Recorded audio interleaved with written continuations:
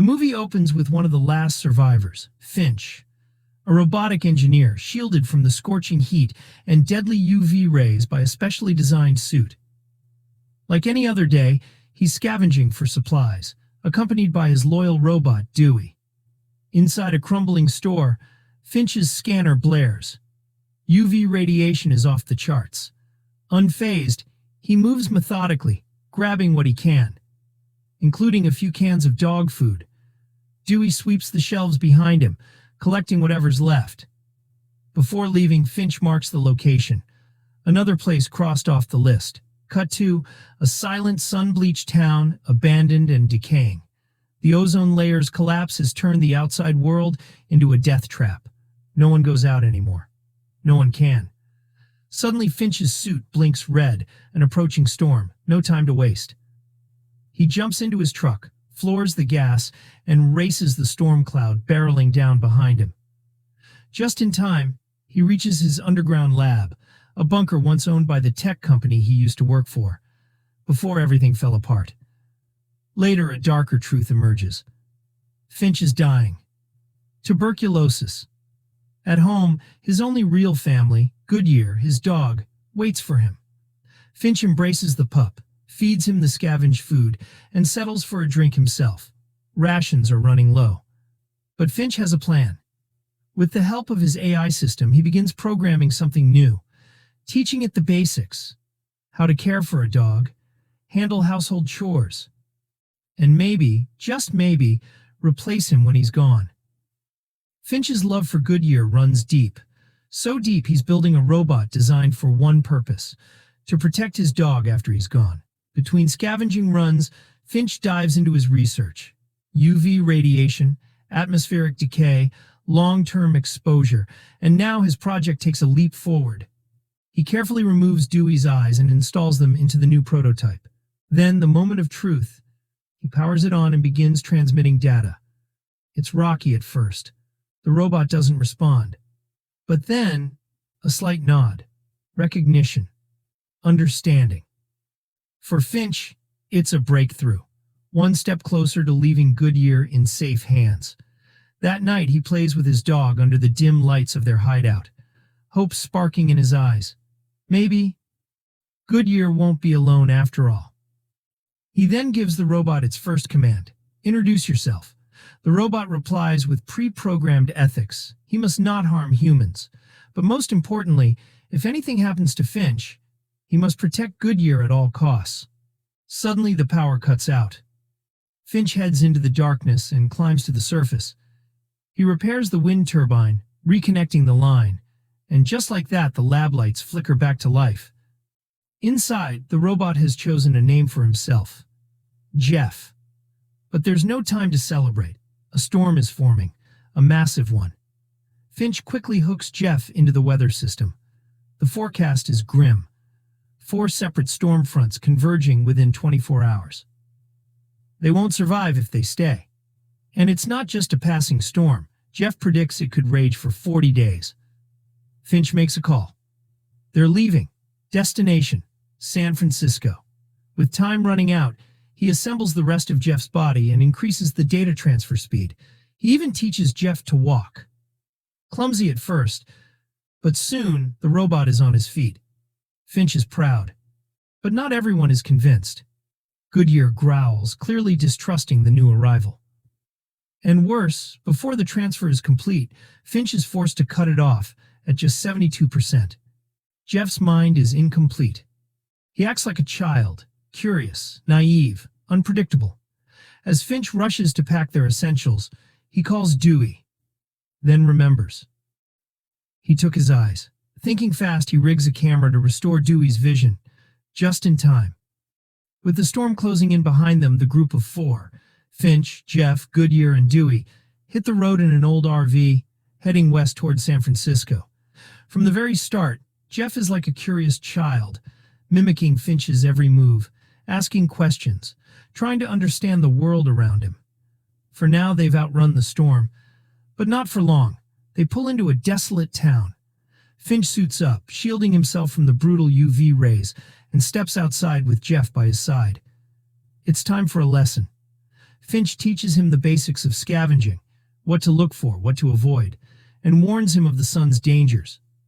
In a rare moment of levity, they use the searing heat to pop popcorn in the open air. A silly trick, but a chilling reminder of just how lethal the sun has become. The fun doesn't last. Finch spots the storm in the distance, growing relentless. He scrambles everyone into the RV and floors it. But the storm gains ground, and soon they're caught in its path. Outside, Finch and Jeff work frantically to anchor the RV with heavy wires. When Finch collapses from exhaustion, Jeff steps in, his strength and determination carrying the rest. Just as the tornado hits, Finch seals the RV from inside. One by one, the wires snap, until only a single line holds. By some miracle, it's enough. The storm passes. Inside, everyone is safe. Finch thanks Jeff for his help, but the relief is short-lived. The RV's front tire is busted. They have a spare, but no jack.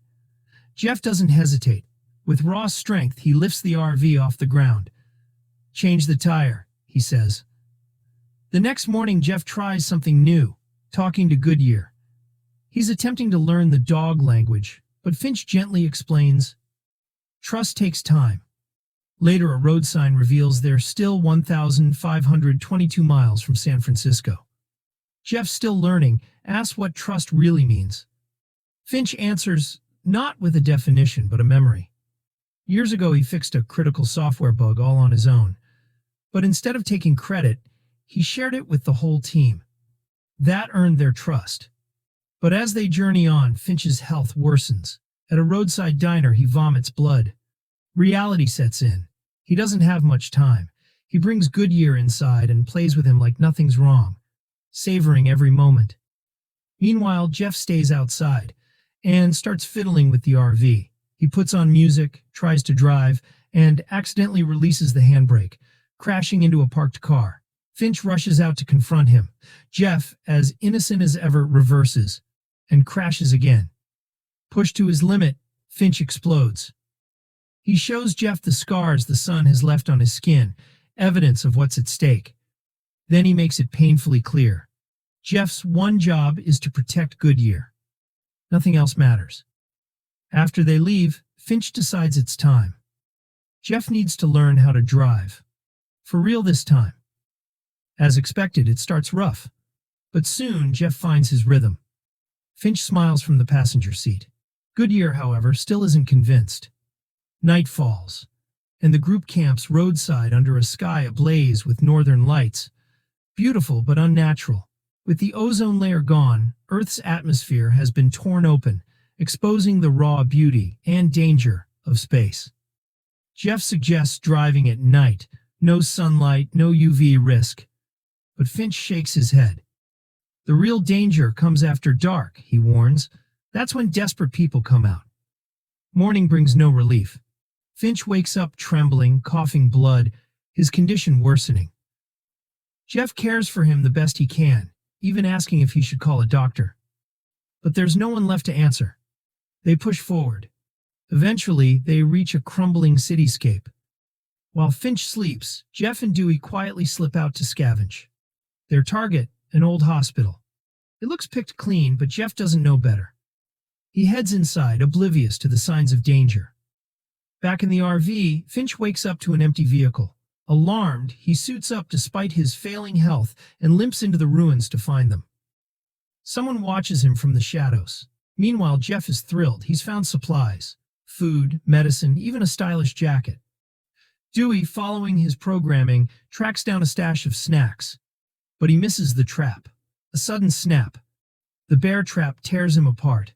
By the time Finch finds him, it's too late. Shattered, he whispers an apology and powers Dewey down for good. Then, a rumble. Finch finds Jeff, still unaware of what's happened. There's no time for grief. We have to go, now. They rush through the crumbling city, Finch barely able to stay upright. They make it back to the RV, start the engine, and that's when they see it, a car, following them. Finch grips the wheel, then hands it to Jeff. "No mistakes," he says. As the headlights vanish behind them, Finch notices they're still being followed. He tells Jeff to kill the lights. Jeff's vision adjusts instantly to the darkness. The chase is on. A storm brews ahead. Finch suddenly grabs the wheel and veers off-road, aiming for an underpass. Jeff warns him. The RV is too tall. But Finch doesn't listen. Crash. The RV slams into the concrete. The solar panels, their only power source, are shattered. Thinking fast, Jeff uses his strength to push the damaged RV into the tunnel.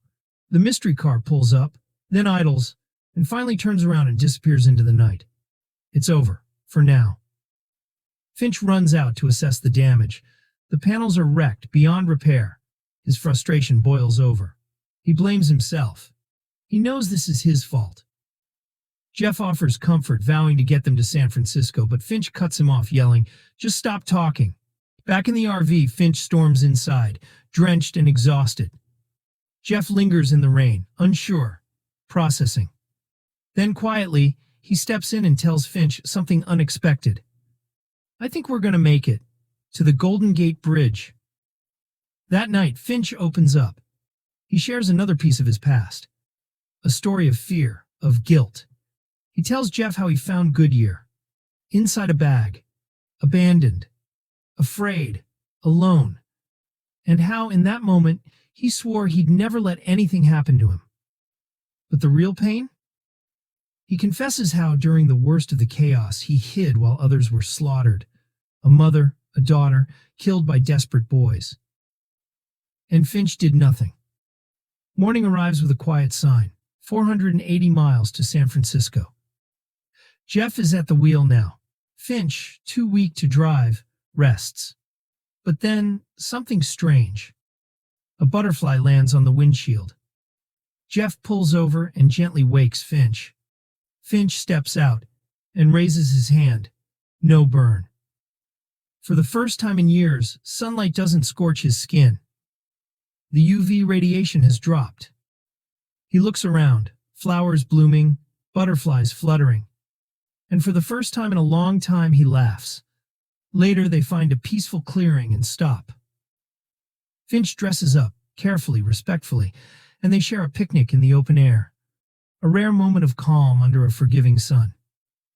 He reflects on his life, filled with regrets. He wishes he had done more, been more.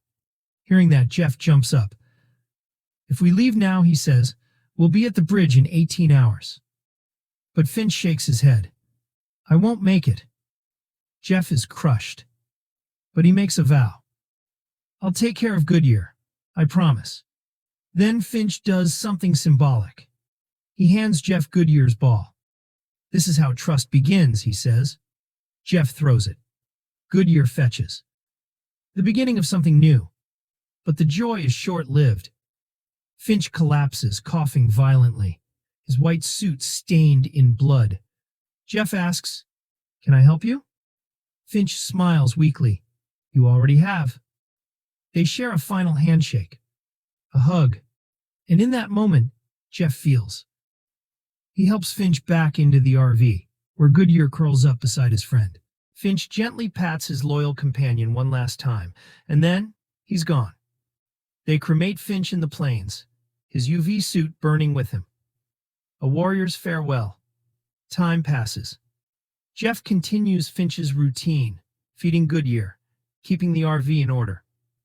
Slowly, the dog begins to warm up to him. He feels safe. Their bond grows. When they finally reach the Golden Gate Bridge, Jeff builds a small memorial for Finch. Around it, hundreds of messages hang. Notes from survivors, pointing toward new places, new hope.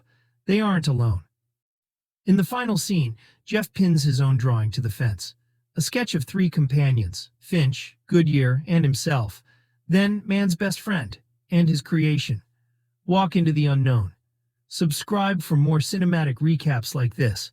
Smash the like button, hit the bell icon, and we'll see you in the next one. Thanks for watching.